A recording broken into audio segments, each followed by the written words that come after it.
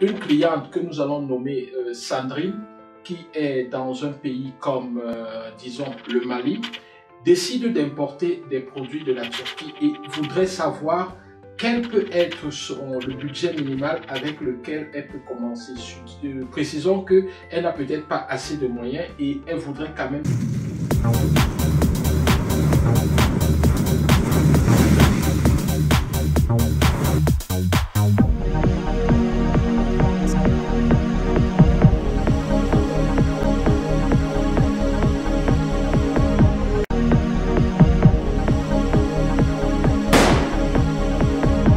Salut tout le monde, j'espère que vous allez très bien. Bonjour, quel que soit là où vous vous trouvez. Si vous êtes nouveau sur cette chaîne, je suis le docteur Emmanuel Ngaha, je suis diplômé d'une université turque et j'ai décidé de partager dans cette communauté ma passion pour le business en rapport avec la Turquie et également pour les études en rapport avec la Turquie.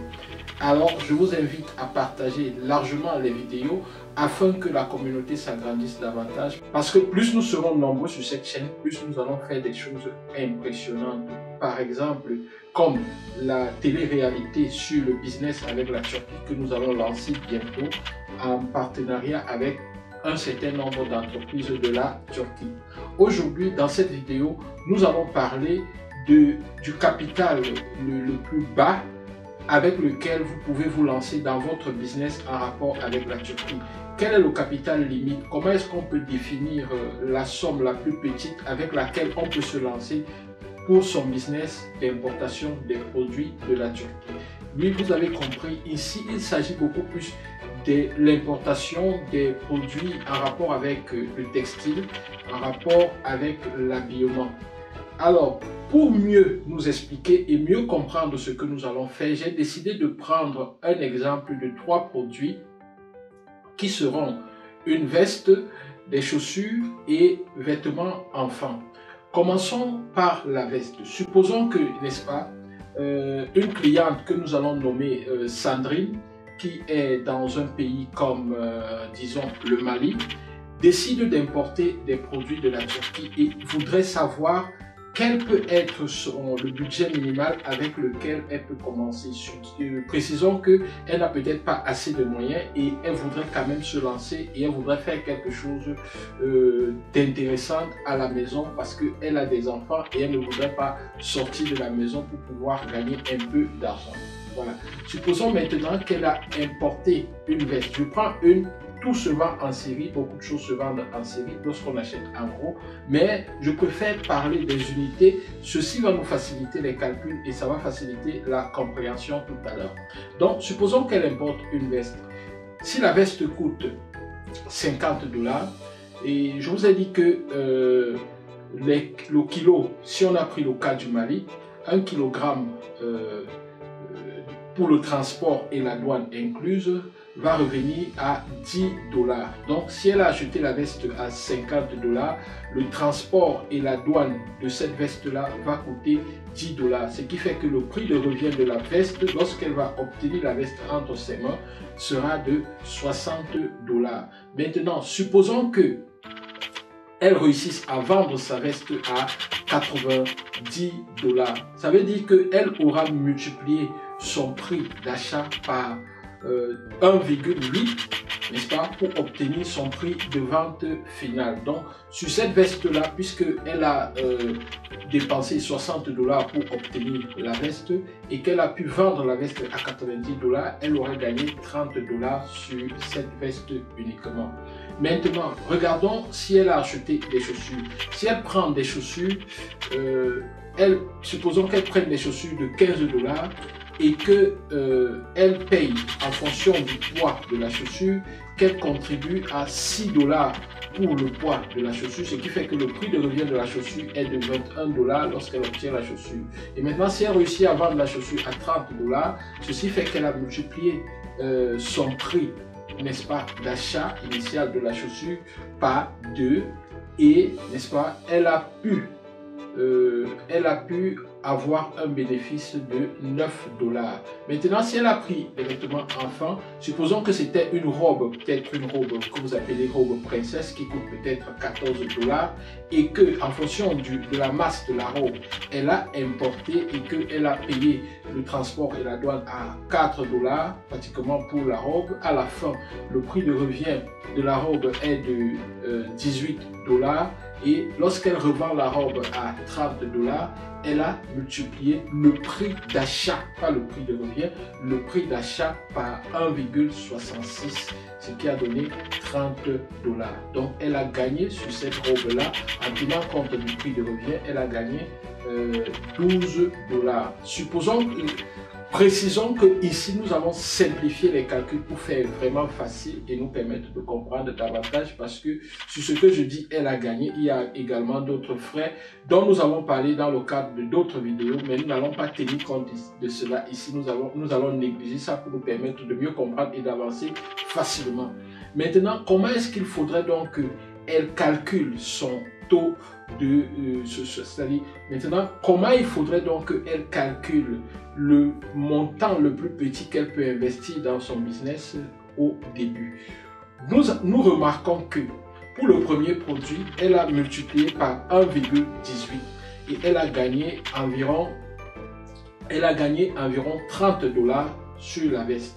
Pour le deuxième produit, qui était les chaussures, elle a multiplié par 2 avec un gain d'environ 9 $. Pour le troisième produit, vêtements enfants, elle a multiplié par 1,6 et elle a gagné environ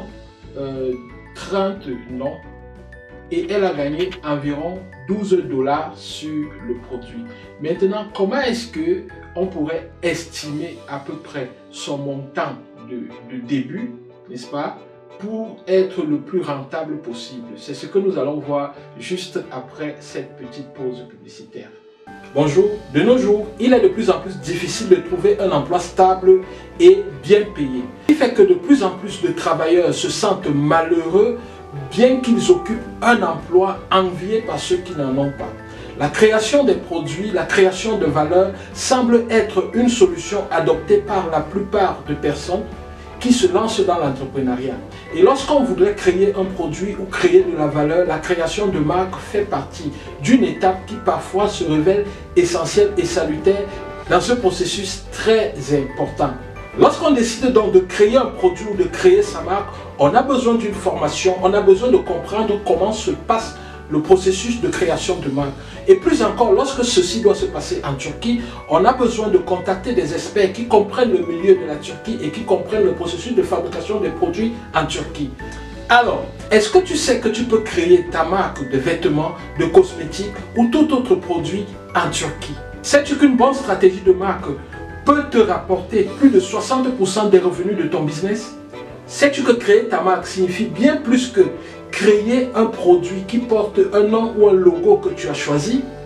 Je suis le docteur Emmanuel Engaha, diplômé de Yıldız Teknik Université, c'est en Turquie, à Istanbul.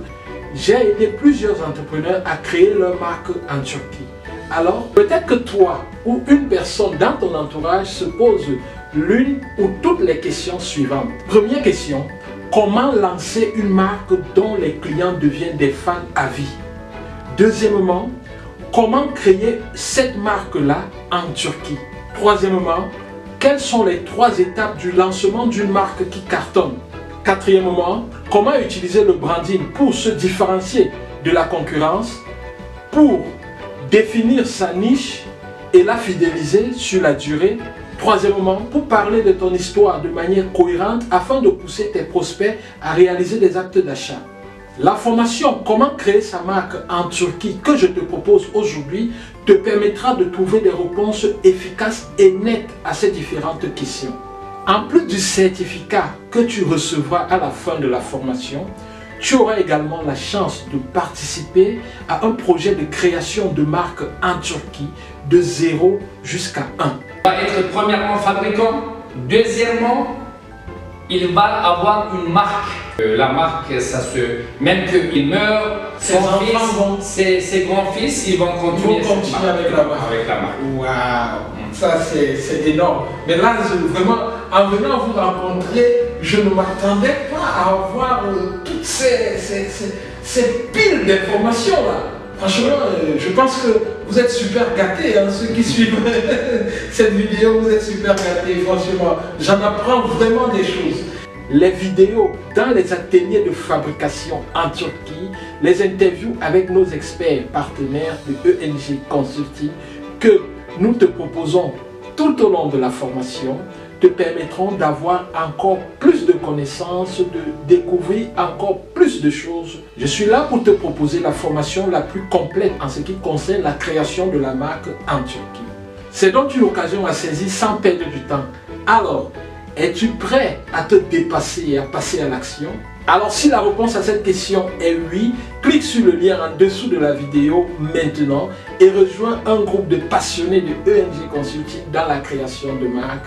Et dès aujourd'hui, vis ton rêve, vis ton succès. Alors, ne perds pas du temps, clique sur la vidéo et profite de la promotion que nous t'offrons et qui s'affiche sur l'écran. La promotion ne dure pas longtemps, c'est juste quelques temps, alors profite aujourd'hui et prends cette formation avec cette grande réduction. Au revoir et à très bientôt. Alors salut à tous et bienvenue à cette deuxième partie de la vidéo qui va nous permettre, n'est-ce pas, de finaliser cette approche pour comprendre le montant minimal avec lequel il faudrait commencer son business en rapport avec la Turquie. Ici, nous parlons du cas des vêtements. Voilà. Nous avons vu dans la première partie que notre client achetait une veste, n'est-ce pas, des chaussures et des vêtements enfants. Mais en réalité, il ne s'agit pas d'un produit. Nous avons ramené à un produit pour faciliter davantage les choses. Mais qu'à cela ne tienne, maintenant nous allons remonter un peu au stade réel. Les vestes se vendent en série de 6. Ça veut dire que en fait, il a acheté 6 vestes. Les chaussures se vendent généralement en série de 8. Ça veut dire qu'il a acheté 6 paires de chaussures. Et les vêtements enfants, les robes princesses se vendent généralement en série de 5. Ça veut dire que notre client a pris 5 chaussures effectivement. Alors, si tel est le cas, le montant global du client sera juste multiplié en fonction des différents produits et des nombres de ces produits. Nous allons faciliter les choses et globaliser davantage. Lorsque nous sommes entrés en profondeur dans les calculs, nous nous rendons compte que en fait, les coefficients multiplicateurs pour la revente donnent 1,5 lorsqu'on prend le prix de revient, n'est-ce pas? Le prix de revient et le prix de vente, ça donne 1,5 le coefficient multiplicateur. Lorsqu'on prend pour les chaussures le prix de revient et le prix de vente, nous sommes à 1,42 comme facteur multiplicateur. Lorsqu'on prend pour les vêtements enfants le prix de revient et le prix de vente, nous serons à 1,66 comme facteur multiplicateur. Alors, si maintenant nous faisons une sorte de moyenne des facteurs multiplicateurs, nous serons à 1,52 comme facteur multiplicateur. Pourquoi ceci est important? Ceci est important parce que ceci va vous permettre de comprendre que si vous dépensez 100 000 francs pour commencer votre business et que vos prix de revente sont fixés à peu près comme ce que nous avons fait dans cet exercice, vous allez avoir comme facteur multiplicateur 1,52 en moyenne. Ce qui veut dire que quoi? Ce qui veut dire que si vous investissez 100 000 francs, 1,52, ça va vous donner 152 000 francs lorsque vous allez revendre vos produits. Ce qui signifie quoi? Ce qui signifie pratiquement que vous allez dégager une marge bénéficiaire de 52 000 lorsque vous aurez revendu vos produits. Et dans ces 52 000, je n'ai pas tenu compte des frais marketing, je n'ai pas tenu compte des frais de location si vous louez un appartement pour faire uniquement cette opération. Je n'ai pas tenu compte des frais annexes. J'ai tenu compte uniquement du fait que vous avez acheté le produit dans le prix d'achat et vous avez fait déplacer le produit jusqu'à vous et vous avez payé la douane. Donc nous avons le prix d'achat, du transport et la douane uniquement. Donc avec les 52 000, est-ce que vous pourrez couvrir vos frais de pub, de déplacement pour les ventes et tout? c'est à vous de voir, c'est à vous de considérer et de réfléchir parce que c'est vous qui comprenez mieux votre environnement. Maintenant, si vous dépensez 200 000 avec le même facteur multiplicateur, vous aurez à la fin, bien sûr, si vous êtes dans les paramètres de notre exercice, vous aurez à la fin une sorte de bénéfice de 104 000 francs. Est-ce que ces 104 000 francs vont vous permettre de couvrir vos frais de dépenses? C'est à vous de voir. Mais il faut comprendre que lorsque on bâtit une entreprise, il y a plusieurs entreprises qui, les 5 premières années et les 7 premières années, tournent à perte pratiquement et compensent les pertes progressivement jusqu'à devenir rentable. Donc, si c'est une première opération et qu'on ne gagne pas, même si on perd un peu ou alors qu'on équilibre juste les dépenses, si on se rend compte du potentiel de son marché, ce n'est pas décourageant, plutôt c'est encourageant. Donc, tout dépend de ce qu'on veut faire, tout dépend de la manière dont on fixe ses objectifs et tout dépend de l'énergie qu'on a au départ, c'est-à-dire l'investissement de départ que nous avons.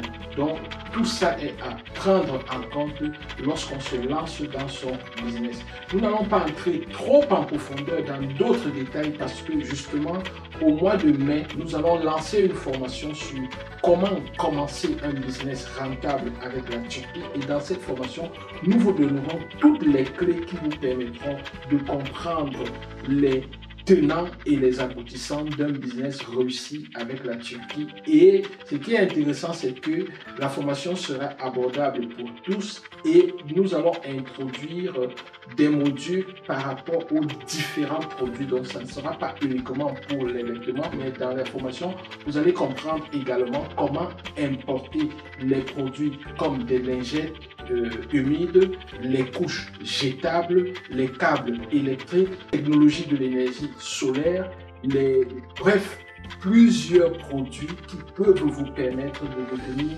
très rentable très rapidement. Sur ce, j'espère que vous avez compris dans cette vidéo qu'en réfléchissant sur votre budget minimal, vous devez voir quel est votre seuil de rentabilité. Dans le cas où votre facteur multiplicatif est de 1,52, est-ce que la rentabilité vous arrange? Ou alors, est-ce que au début, pour vous, il est question d'évaluer la force du marché, de rechercher votre produit market fit, c'est-à-dire comment est-ce que votre proposition adhère avec le marché? Est-ce que c'est ce que vous recherchez au départ?